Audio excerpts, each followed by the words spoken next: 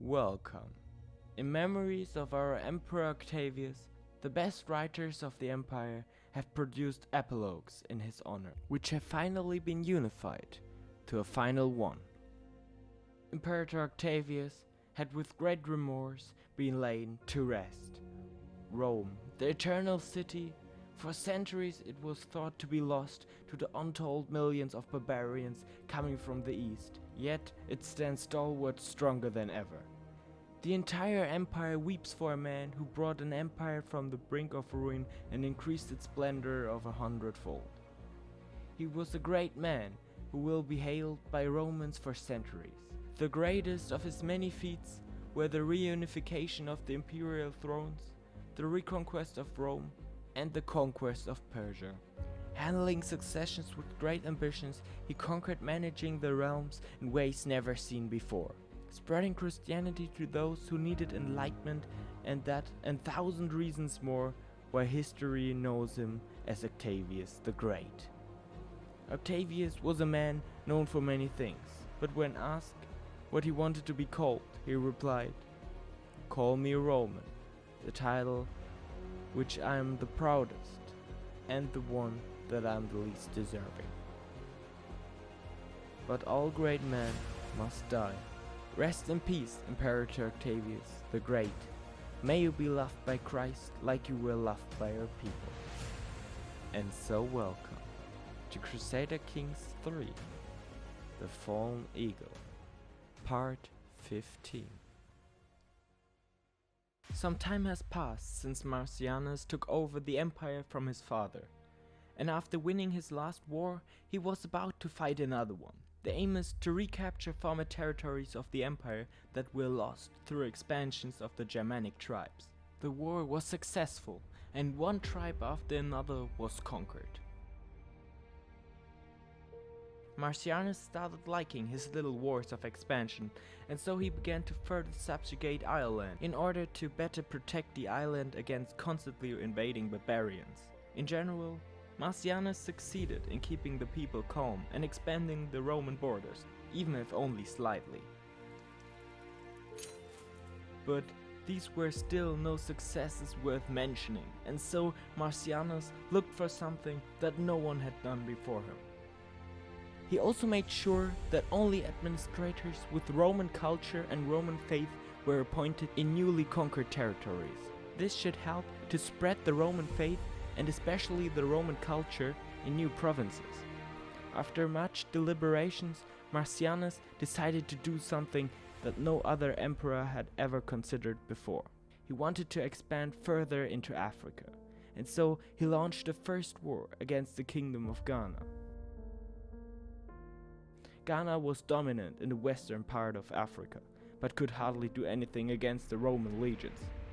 But due to the harsh conditions and the weather, the war was protracted.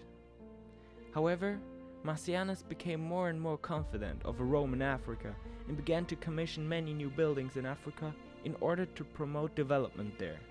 The long war in Africa was seen by some tribes as opportunity to attack Rome, but they underestimated the Roman power and were beaten back without mercy. After all the wars, Marcianus decided to dedicate himself again to the development of new and until now rather less developed provinces. Money did not play a role for him anyway, due to the preparatory work of Octavius. Nevertheless, peace did not last long, cause after a short time he was already looking for a new conquest. Marcianus also ordered the enlargement of the army. Besides the war, he also made sure that the Christian faith was spread in Persia.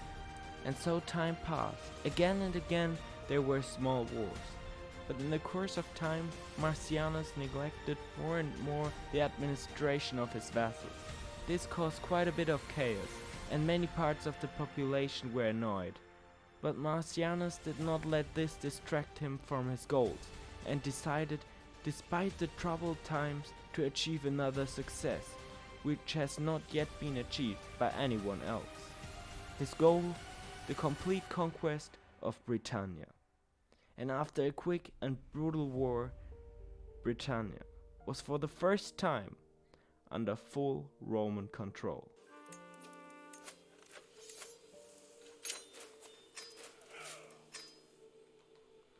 And yeah, with that, England is completely in Roman control. Britannia is now completely under Roman control, but due to poor administration, there have been some uprisings. Okay, where the enemy troops? Oh, quite large. However, the Roman war machine is now simply too strong, and there is nearly nothing that can stop it. But the uprising was a lesson to Marcianus, and he spent more time administrating the empire. Money talks. Here comes the money. Money, money,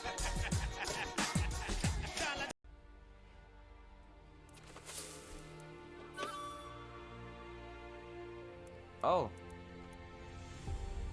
And so it came to pass that Marcianus died at the age of 85 from complications related to obesity.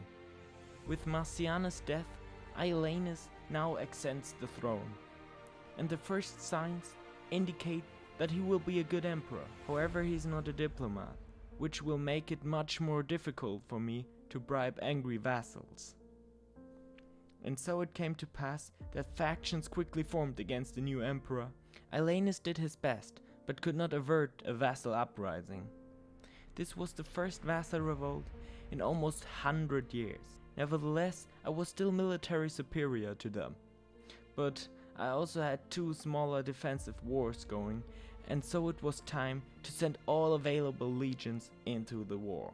With all available units, I had an army size of 50,000 men. But most of my army was in Britain, and it would take some time for my main forces to reach the insurgents. Little by little, I managed to beat back my vassals.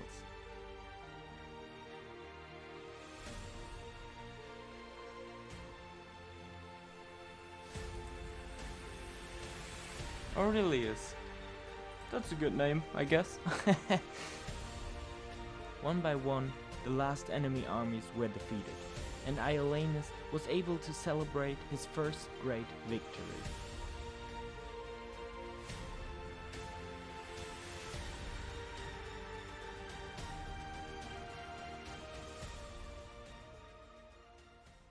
Now that the empire was stable again for the time being, it was important to maintain this stability to ensure that something like this would not happen again. After a few years of peace, I had set myself the goal of integrating the remaining small territories and kingdoms, which still exist independently in the middle of the empire, to the empire. In addition, it should make clear to the neighboring powers that the Roman Empire was in no way weakened by the civil war. Persia had become almost completely Christian, which meant fewer revolts. In the years to come, smaller wars followed again and again, which also embellished the borders somewhat.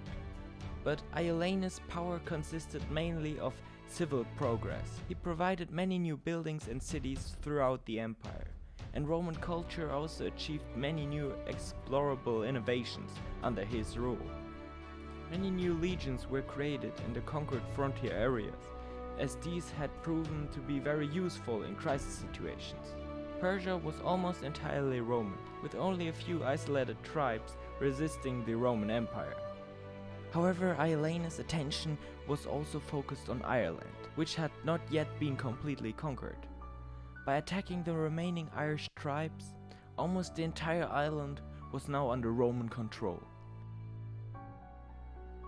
However, I always had to be careful, cause Aurelius is not the best diplomat, and this almost led to a second great civil war. But fortunately, I was able to prevent worse, and the period of peace followed, and my main goal was to spread Roman culture more. But with such a large empire, constant vigilance is required, because during a border conflict with Germanic tribes, a small kingdom managed to seize its freedom, which of course I could not allow. But if I do not pay attention in the future, this can have even worse consequences. In addition, for years there has been constant danger of civil war, which until now has always just been prevented. So time passed, and my efforts to spread the Roman culture slowly showed progress. But Aurelius still wanted to make a name for himself through a glorious conquest.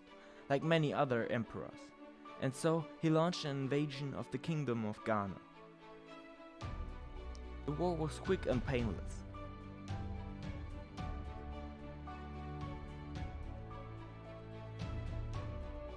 Aurelius then set off for Germania to conquer a few indomitable tribes once and for all, but unfortunately he could not complete his mission. See you next time.